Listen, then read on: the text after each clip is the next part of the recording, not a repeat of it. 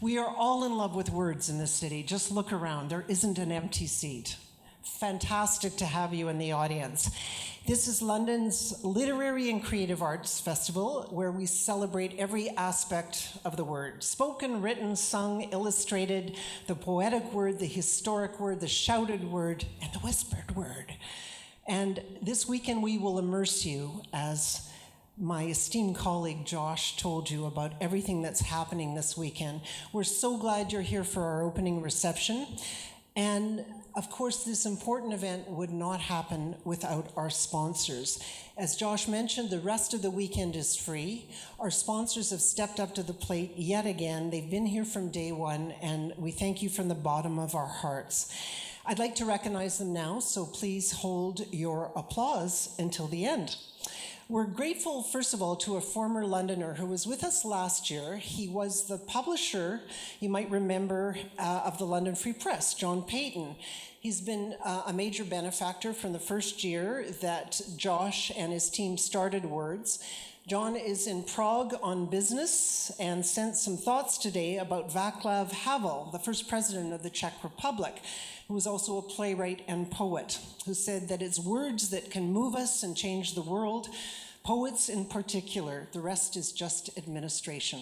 So thanks, John. He probably thought about that over a nice Czech beer or two, and we appreciate your support tonight. Special thanks to the Learners Law Firm, and in particular, senior partner, Peter Downs. Thank you so much, Peter, for your unfailing support. Scotia Wealth Management, you're back again. We really appreciate it. In particular, Rob Kellen, Brian Lessard, and Trina Emery. Thank you. The London Arts Council, Western Libraries, and the Public Humanities at Western, Fanshawe College, the London Public Libraries, CBC Radio London, they're here tonight. I've met them. It's so great to have you here, and downtown London. And again, another reminder that at the end of the evening, you can go downstairs to the gallery. You'll have a chance to meet the authors in person, wine, food, conversation, and book signings. That's only part of the evening. And now my first guest, Ian Brown. You know him as an author, a television host, a radio broadcaster, and a journalist who's won many national newspaper awards. His latest book, which we'll jump into shortly, is called 60, A Diary of My 61st Year. It was a finalist for the RBC Taylor Prize and the Hillary Weston Writers Trust Prize for Nonfiction. And Boy in the Moon, A Father's Search for His Disabled Son, was a national bestseller and a New York Times and Globe and Mail Best Book, and the winner of the Charles Taylor Prize for Literary Nonfiction, as well as the BC National Award for Canadian Nonfiction and the Trillium Book Award. And you may also know his book, Man Overboard, True Adventures with North American Men. All of these will be available tonight downstairs. Now, I know when I think of Ian Brown, I immediately think of his wonderful articles as a feature writer for the Globe and Mail. Larry the Lobster, last Saturday, the C3 expedition to the North, questions of race and reconciliation, the raging debate over rape culture, and this was pre-Harvey Weinstein, the encyclopedia in the time of Trump, the David Hockney exhibit at the Tate Museum, and the truth about the new Dyson $500 hairdryer. He's shaking his head. He's really done it all. As someone who's struggled for the right combination of words my whole life, and I swear I will die trying, I'm both in awe and extremely envious of Ian Brown, because I think what separates Ian Brown from the rest of us is he is the best kind of storyteller. Whether it's traveling east on a bus with a group of tourists from China, or plunging us into the idiosyncrasies and insecurities of turning 60, or illuminating us about Boy in the Moon, his love as a father for his disabled son, Walker.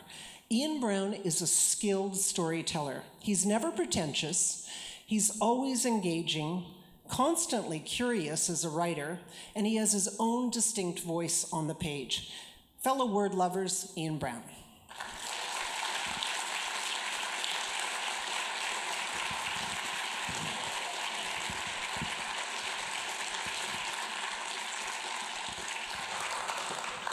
apparently I have a couple of mics. I'm never going to live up to that introduction. I'm just telling you now, leave now. Go to the bar below because the peak has been reached. Well, okay. Are we on here with this one? Okay. I'm going to admit it. I turned 60 this year, and I hid for a few months before. I thought it was the end. So this is one of the reasons I could relate to your book. And I dreaded getting out of bed that morning. And then my brother Stephen told me that 60 is the new 59, so I felt a whole lot better. But I asked myself, why would I want to read a book about 60 when I'm already there and past that, and I've already come over the hump and onto the other side. So I start reading your book, and you talk about Facebook and how you open your computer the day you turn 60, and everybody wishes you a happy birthday. I think I slammed mine shut at that point. And then you said, "Fuck me dead." And I died laughing, okay? I was hysterical from the first page, and you had me for the other 309 pages. So there you go. So I think that's an indication of your humor and or my desperation, one of the two. Or your desperation. So you don't take yourself all that seriously sometimes in the book. There's that self-deprecating sense of humor that always seems to come through. But what was the most traumatic part for you about turning 60 to the point where you wanted to write a book about it? Just about every part of it was traumatic. I had to write a book about it because I was so frantic. You know, there are pretty much, in history, there's been two approaches to getting older. One is, woe is me. You know, that's the Philip Larkin, every day, unrelenting death approaches, one day closer now, most things won't happen, that one will, you know, blah, blah, blah. Very cheery guy, Philip Larkin. And on the other hand, you have the sort of Harold Pinter approach. Am I allowed to swear? Yes, of course. Well, did you hear what I just said? Yeah. So, you know, Harold Pinter was once complaining about Jude Law's reaction to having a gun pointed at him in the remake of Sleuth, which Harold Pinter wrote the script for.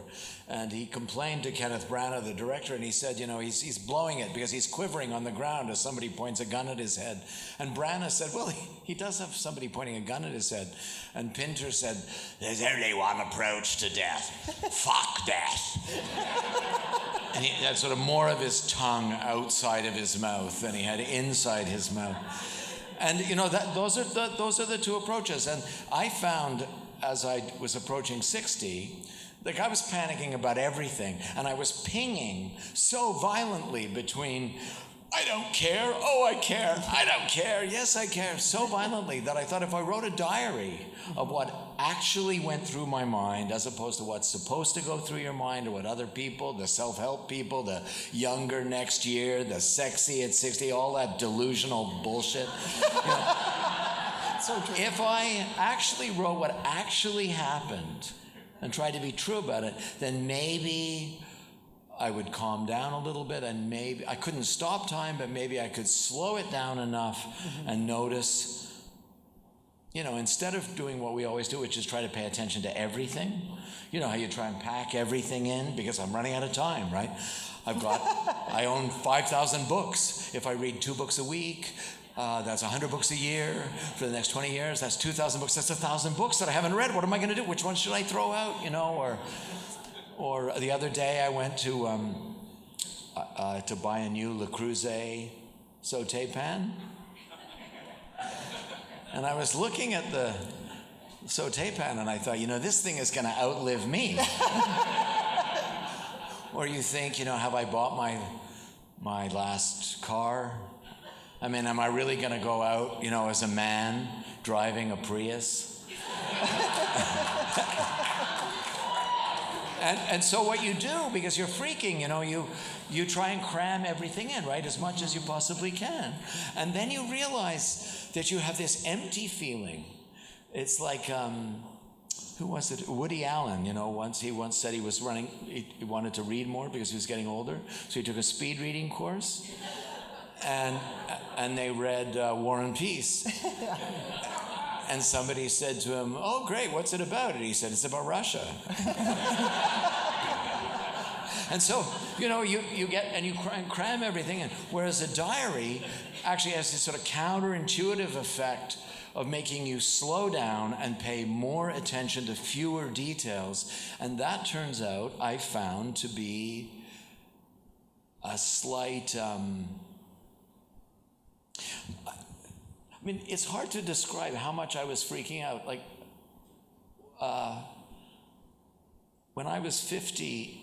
So between 55 and 60, if you have a husband who's between 55 and 60, and you've noticed that they are behaving in a peculiar way, it's because they are in deep panic. Deep panic. And I first noticed it when I work at the Globe and Mail, which is a newspaper in Toronto. And some of you may have once read it.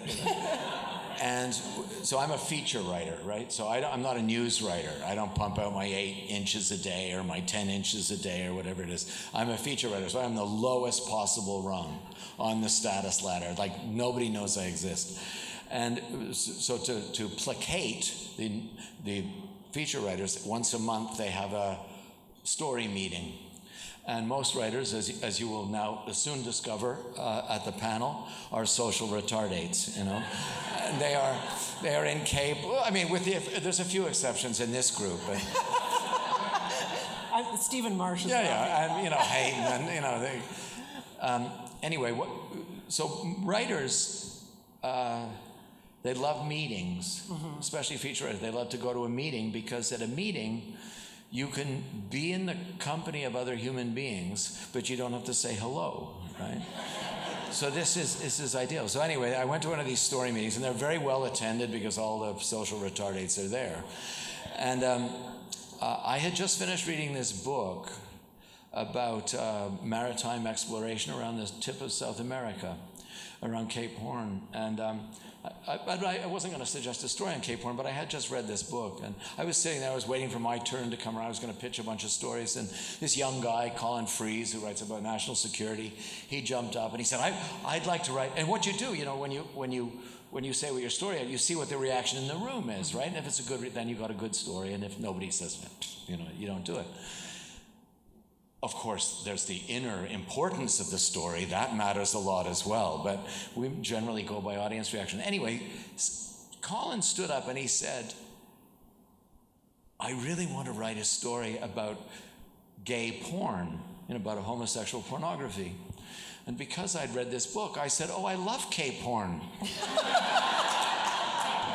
I can't get enough gay porn. And he looked at me and he went, really, Ian, You don't seem like the type. And I said, come on, what's not to love about gay porn? The rollicking semen, the billowing mass, the blah, blah, blah. Honestly, this went on for 5 minutes. And finally, my editor said, are you saying Cape Horn? Because he is saying gay porn. And I realized then that my hearing was going, right? Okay. And that I needed a hearing aid. And so I set about getting a hearing aid, which it has a major role throughout the diary, because I lose them, I find them, I hate them, I love them. Yeah.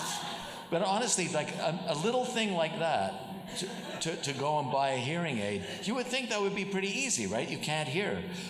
But I'll bet half the room can't hear. Yes. They haven't heard a word we've said, But God damn it, they're not going to buy a hearing aid, because that would mean you would have to admit that you're getting old and going to die. But let's talk about that, because you admit so much, and you have an honesty, both in 60 and Boy in the Moon, that is so compelling. And I find it quite brave, because candor seems to be really important to you. And putting yourself out there, and that's a courageous thing to do. I'm glad you said that. My wife is not so keen on certain aspects of the book, but there's a difference between candor, I think, and confession. Mm-hmm. So confession, I don't agree with, and confession is an apology, right? It's saying, I'm sorry, I did this, and it's surrounded in shame, and is therefore terrible to write and terrible to read. But a little bit of candor, well managed on the page, goes a long way. Yeah. And so people think, it is true, I named, I can't even go into it, but at one point I had a hemorrhoid. And I named the hemorrhoid George. People now come up to me and they say, oh, your life is so full of meaning, and I keep saying, no, or you're so intensely involved. And I keep saying it's because I actually said that one detail. People think they know everything there is to know about me. A little tiny bit of candor. And now, of course, I regret that I said anything about it. But you're also quite honest about your friends and your marriage, and that marriage isn't always perfect. And how does your wife, Johanna Schneller, who is also a great writer in the Globe, it's my reason for opening the Globe on Saturday, or Globe to go when I don't have the physical Globe, but how does Johanna feel about that when you talk about your marriage in 60 or Boy in the Moon? I gave her the book before I published it, and I said, you tell me what you think. And she was very honest about it. And there were some things she thought I had been incomplete about, that I had been too quick and not expansive enough. And I think that's always the problem. You hurt people if you present them as entities that you understand completely. If you're describing a character in a story and you say, this is it, this is the full thing, as soon as you describe them as somebody that you fully understand, all you display is your lack of understanding of who they are. You have to keep them as a mystery. And she told me, she deepened things. She said, actually there's several sides to this whole thing. Why don't you write about that? But we'd had a lot of practice about that. We used to talk a lot when Walker, my son, got these disabilities, when he was growing up. We could only talk at night. And so we developed this, it would be pitch black and we'd be wanting to go to sleep and we couldn't sleep, but we'd lie in the darkness beside one another and we would talk into the blackness, And when you're talking into the blackness, it's fantastic because you can say anything, right? You can have a real, a truly frank, compassionate, unresentful, unangry, it's not motivated by wanting to get even. So I think that was our sort of practice. So this becomes a bit easier. I'm thinking of writing a book. She said I should do one at 65, a sequel. And I said, well, I think the only way to write it, because something's got to happen, right? 65 is not that different from 60 so far. And I said, I've got to do something. I've got to have like an affair with a 25-year-old or something. And your wife said what to that? She said, you don't do that, So, but I don't know. I think we're very uptight about these things. One of the reasons I wanted to write a book about turning 60 is that very few people want to talk about this stuff. There are very few books about getting older. There are some that stand out beautifully, but there's not very many of them. And I think it is partly because we're petrified of dying, partly we deny it, partly because we don't want to admit that we might lose one another. There's not very much candid, decent. There's a lot of stuff that's in HuffPost that's like, I'm going to throw myself a big party when I'm 65. So many people are having parties when they turn 65. And it's so shallow, and it's just... it doesn't want to admit its own... Nobody wants to admit that their fragility is actually a source of great strength. That your fragility is the way through something, as opposed to saying... when I first published the book, I would go to places like I don't know, Kingston or North Toronto. I don't know if you've ever been to North Toronto. Do not go there. So I would go to, and I would talk about this book, and some guy in the audience, probably 70, 73, always with a lot of hair. I don't know what it is, silver hair, full shock of battleship hair, right up there, and he'd say, why would you write a book like this? I mean, just admitting to the foibles and the frailties of human. Why would you do that? And my answer would always be, why would you not do that? I mean, why would you write something that is just a set of armor? But you're a curious storyteller. I talked about that earlier when I introduced you. And in every article that you write, you always find a way to dig deeper, whether it's Larry the Lobster, or, I think back to something I read many years ago on emergency medicine that you wrote. And I couldn't even find it online when I went to search for it. But it's probably been removed from online. Yeah. But it was from both sides of the gurney, really. It was set, I think, in Mount Sinai Hospital in the middle of the night when people were coming in on stretchers. And then, if I remember correctly, the other side that you gave voice to was a fundraiser at Holt Renfrew with celebrities who were raising funds for the hospital. So tell me what it is about your own curiosity as a journalist. What do you search for when you're writing an article that might end up becoming a book? What's the process? I don't. I write to figure out what I think. For instance, Peggy Wente, who's a columnist in this newspaper I work for called the Globe and Mail. Peggy knows what she thinks before she starts writing. I never know what I think before I start writing, and I want to find an answer. So, and I'm only drawn to things that I'm interested in. So if somebody says, do you want to go on a trip in the Arctic on a tour with a bunch of people who are going to discuss reconciliation, and I really don't, part of me doesn't want to go at all because it sounds like it's a nightmare. But part of me thinks, that nightmare, that could be pretty interesting. So I will go and I will pay attention to feeling that it's a nightmare, but also pay attention to the stuff that's kind of weird and I just pursue what seems true to me and real and then try and tie it together. So it's both sides of the coin then. So even the nightmare part of it intrigues you. Because I wonder, when I was reading about you traveling to the East Coast on a Greyhound bus with Chinese tourists from China, that what wouldn't appeal to me is the Greyhound bus part. And I imagine that, you must have had a couple of moments where you said, do I really want to do this? But more than a couple. Okay. So both sides of that appeal to you. You want to find out why.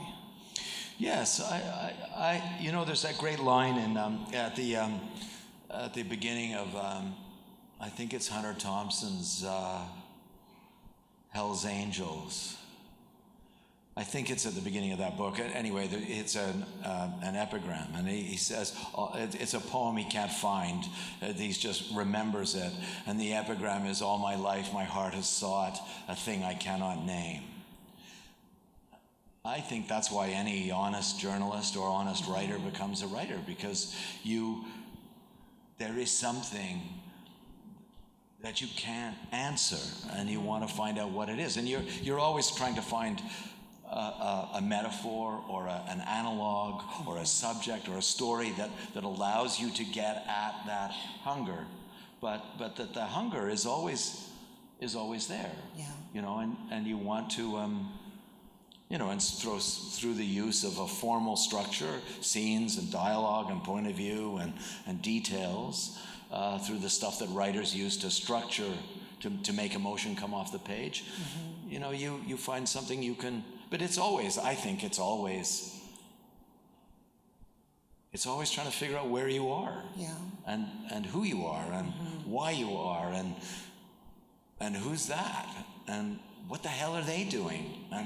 And why are they doing that? It's such a strange thing to do. And, I understand why. Did you read, there was a great piece in The Guardian a couple of weeks ago by George Saunders about what writers do all day? Did you see this? No, tell us. He says the same thing. He says, you start off making an observation. Bob was being an asshole. And then you think, that's not really specific enough. Bob was being an asshole to the barista. And then you think of some more, and you think, Bob was being an asshole to the barista because she reminded him of his wife who had died the previous Christmas. And as you sort of think around a detail or around something that grabs you, I think of being a journalist is you're walking, the Hare Krishna, right? They have the pigtail.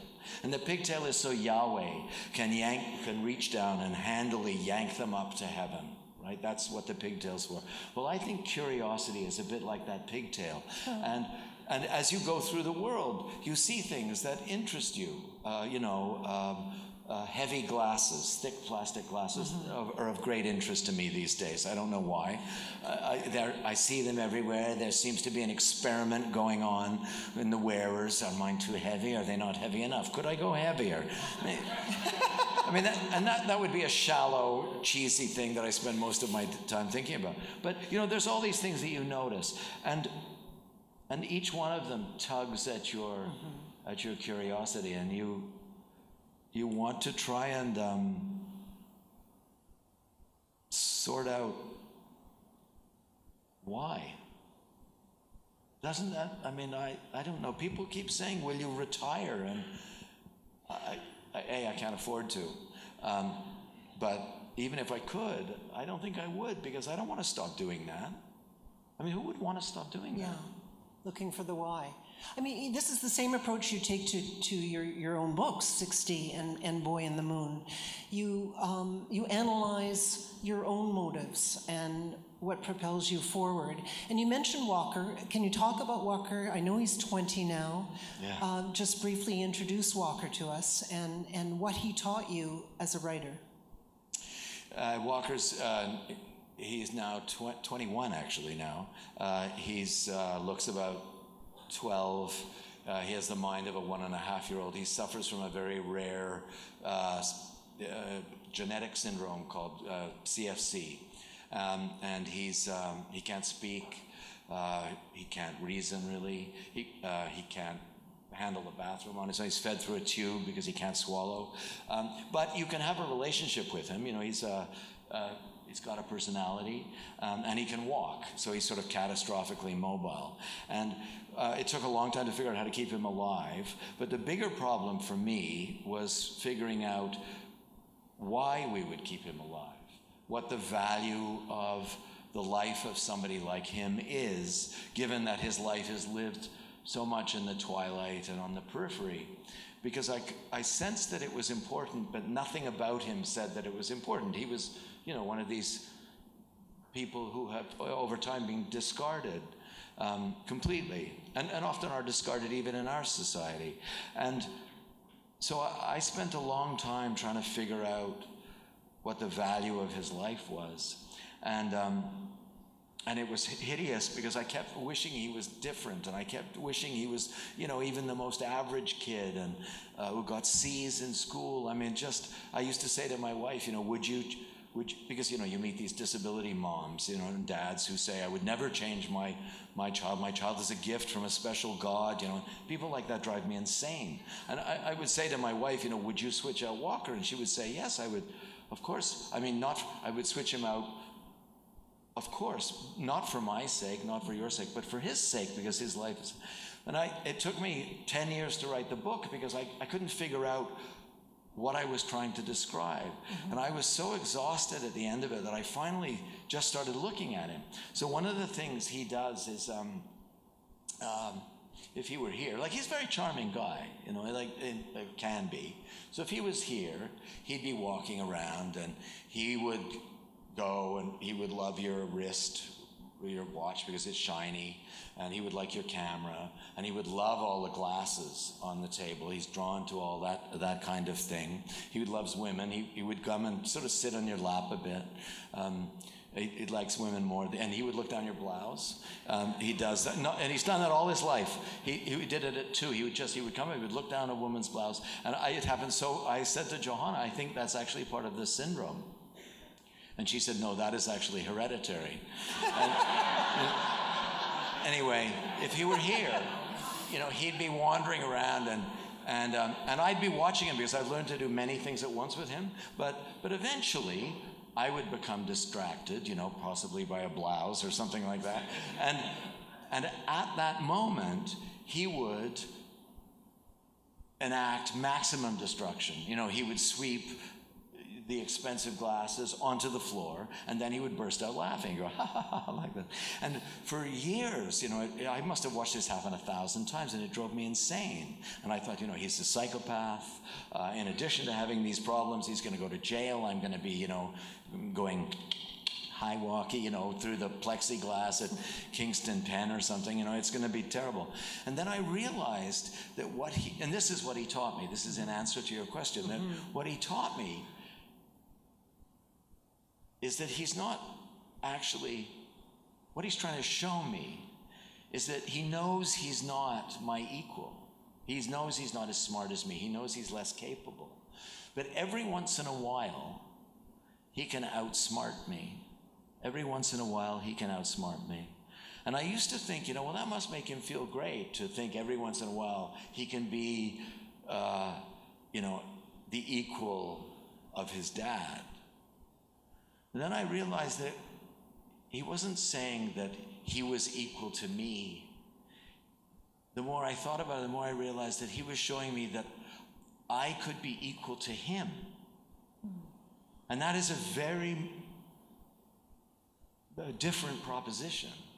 Because if I can be equal to him, we can be at the same level. We can, with none of the, he doesn't have to go to Harvard. He doesn't have to date a beautiful person. He doesn't have to make a lot of money. He doesn't have to buy me a retirement home. He doesn't even have to do his homework at night. We can be together just at the same level, because with him, I'm as incapable and as disabled as he is. So what a revelation for you. Well, what it does is it changes the way you see things. So you no longer think that the behavior you see, the thing that tugs at your curiosity, you no longer which is what journalists always think they have to judge it, because the main project of most journalism is to say, I have the answer. I have the intellectual certainty that you all crave, and I am going to give you that answer, and you're going to pay me money, whether it's 25 cents or $1, for that answer.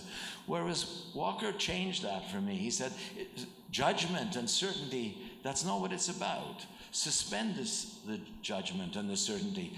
Just describe what happens, and people can decide for themselves. Just bring it alive, and the reader can interact with the writing in their own way. They can become the story. And so Walker sort of raised my game. He lifted me up, and he made me think it's never about what you think it's about. It's always about the thing that you are led to. And in a way, if you do that well, then the reader gets to share that. And yeah, it's written so beautifully, and you say towards the end of the book, my own goals are modest, to step from time to time into Walker's life. So where is Walker now? He lives in an assisted living home with 7 other people. He's just getting to the point where he has to move into an adult place. We have to find an adult place. That's a terrible tragedy. I mean, one of the great injustices of this country is the only thing I will say that's remotely political, but the shortage of housing for intellectually disabled people in this country is disgraceful. And we're better than a lot of places, better than many places. But it really is a human tragedy, and so we got to figure that out. But So he's there. He comes home every 2 weeks. He comes home for 2 or 3 days, and drives me insane, and makes me. He used to. We have this way of talking, so we sort of go. He can't talk, so I say, hello, Walkie, how you doing?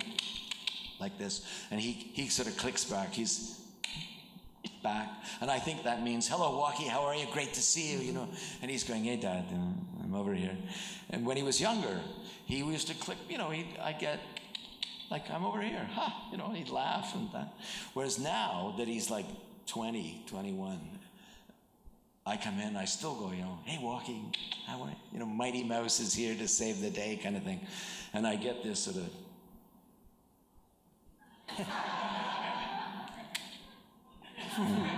which I am pretty sure means, fuck you, old man.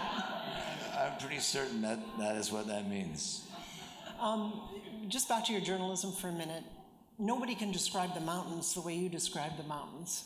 And it's just another example of, I think, your beautiful writing and how no matter what you're curious about, you find the most interesting way to describe it.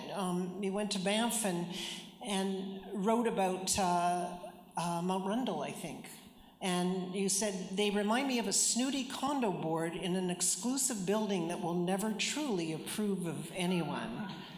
That's marvelous, absolutely marvelous, and I think it speaks so much to the depth that you have as a writer, but the simple way that you have of describing places, people, events that make it real for the reader.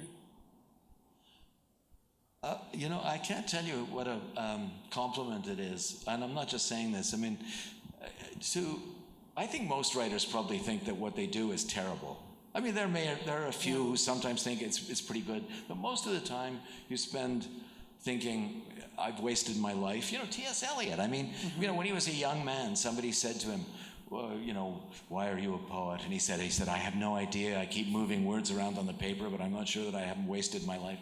And at the end of his life, when he was widely acknowledged as one of the great poets of the 20th century, somebody remembered this poem and this answer, and they said, do you still feel the same way? And T.S. Eliot said, well, there may be honest poets who disagree, but I still feel that. I still wonder if I've wasted, my life doing this. So if T.S. Eliot can feel that, right? Believe me, Yeah. But so when you say, like the description of a mountain, when I'm writing that, I'm thinking, God, I hope this one flies, I'll throw that out there and see what happens, or we'll give this a go and see if it comes back fast or slow or sharply or not.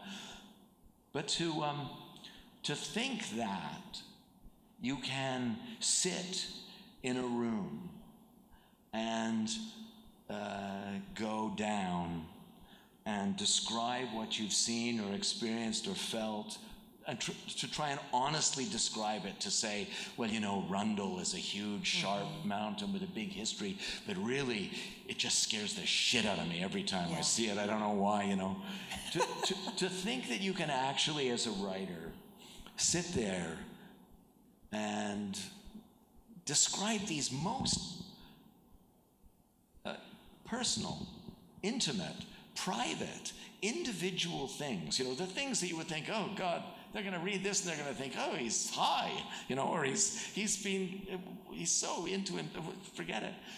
In fact, it's always those most idiosyncratic and personal and intimate, close details that people connect with.